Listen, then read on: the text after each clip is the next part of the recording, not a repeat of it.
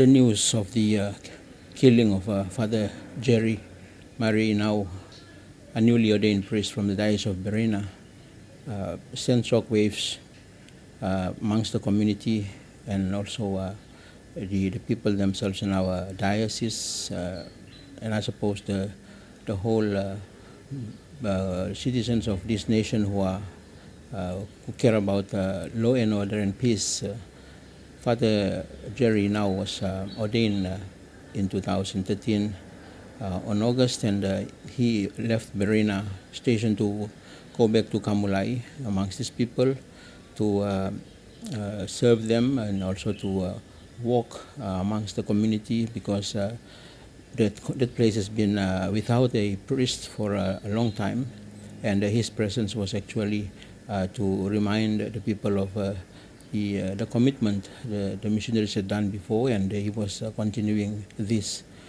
To my shock and to the rest of the diocese and also everyone of concern, they heard about this killing that took place in his own place in Kamulai, and it was for a start it was unbelievable. We couldn't get the proper message because of the difficulties of communication, and so it took a long time before we can actually receive the credible source to establishing that yes, Fr Gerry was killed on Sunday, and that by Wednesday, Thursday, the middle of the week, that we only heard about it.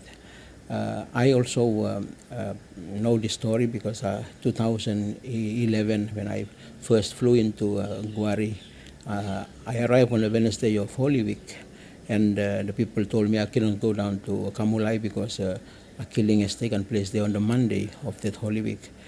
So I was forced to walk over to the other side to Kamulai, to Omu, and Fr Gerry was seminarian then, accompanied me and walked with me, and in fact this was the place also when I had my heart attack, and all the time Gerry was with me, and he actually was supporting me as much as also liaising with the community, because it was the first time that I have come to that place, and it was also for the celebration of Easter. I was already very sick then, and he took the initiative to organize the communities to try to attend to that killing, because later on we learned that there was already a second killing took place, because it was a payback and a retaliation. So this whole environment and all this context of ongoing killing was quite scary for the whole community, because they were just like making sure that they were just doing the payback, and unfortunately there was no law and order, no police presence, so they just continued. And now it became a big news simply because we say that a priest has been killed amongst his people, but there's been many others have been killed in the meantime because of this payback killing that has been going on.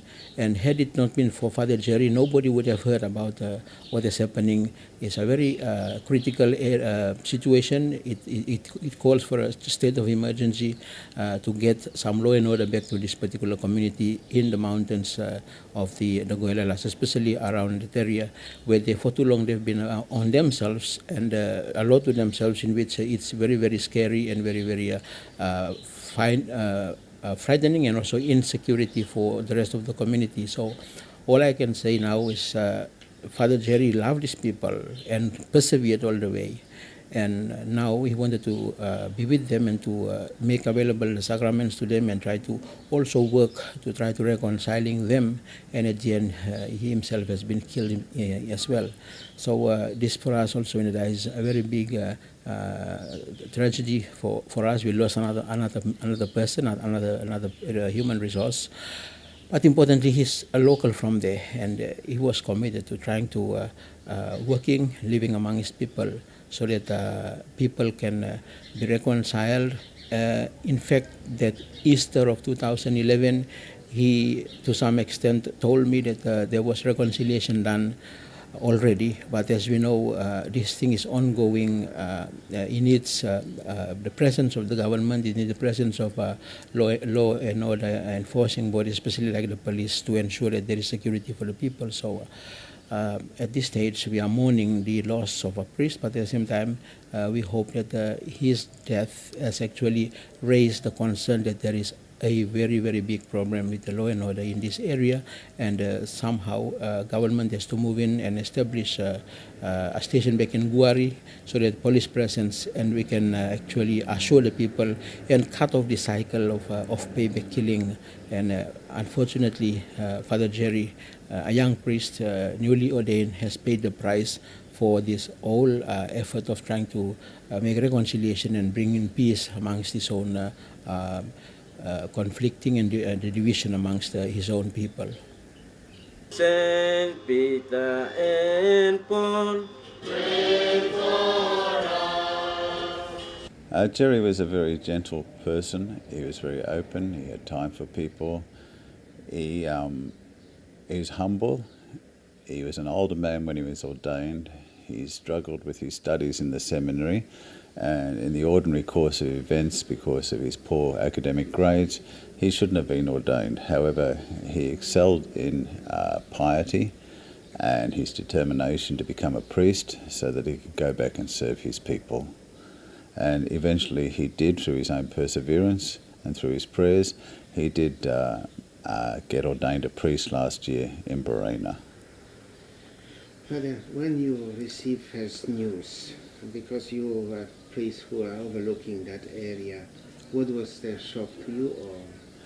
Well, it was a shock to me. I was Wednesday morning, I was driving into town towards our office when I got a phone message on Digicel from our head teacher at Guari Mapa Primary School, John Hovier, who had walked down to a village called Janya, which is closer to Tapini, so he could find a Digicel hotspot to call through the news.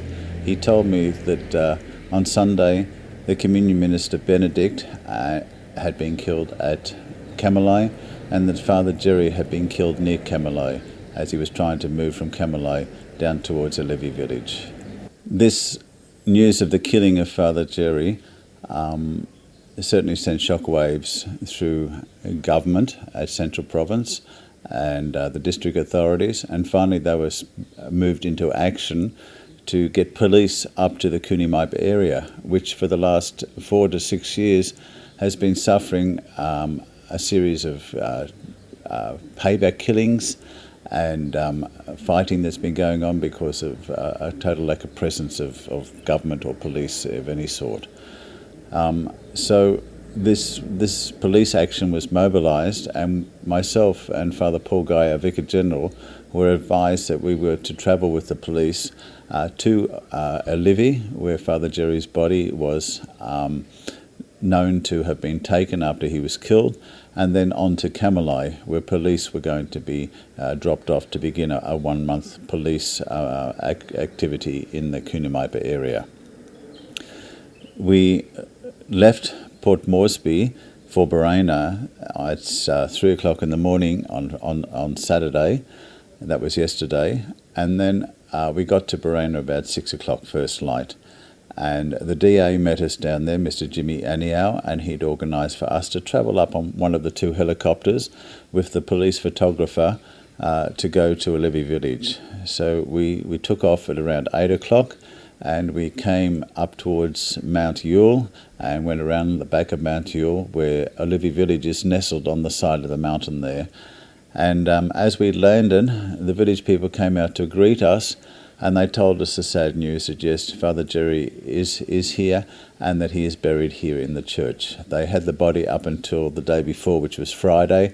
They couldn't keep the body any longer above ground, and they did the right and sensible thing in burying Father's body. So they buried him inside the church there, and they took us into the church, and Father Paul and I could see that the body was, the grave was right next to the altar there in the church, the very same church where Father Gerry had just recently celebrated Easter with these people. The people were all very shocked and saddened. The catechists and the prayer leaders were crying, as were a good number of other people. We assured them that they had done the right thing in burying Father's body here, and we told them that the bishop would be pleased to hear this, as indeed the family, because up until that point of time we weren't sure whether Father's body had been buried properly or whereabouts exactly where was Father's body, if it had indeed been taken to this village. And we were to see to it that the body be buried, and we were to see to that the prayers for the dead would be said over the grave. This Father Paul Guy did with the local villagers. They gathered around the grave, and Paul proceeded to say prayers for the dead and to bless the grave.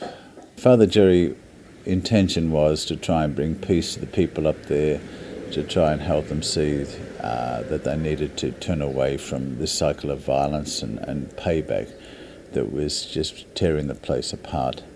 That was his intention, and unfortunately he got caught up in this himself and became a victim.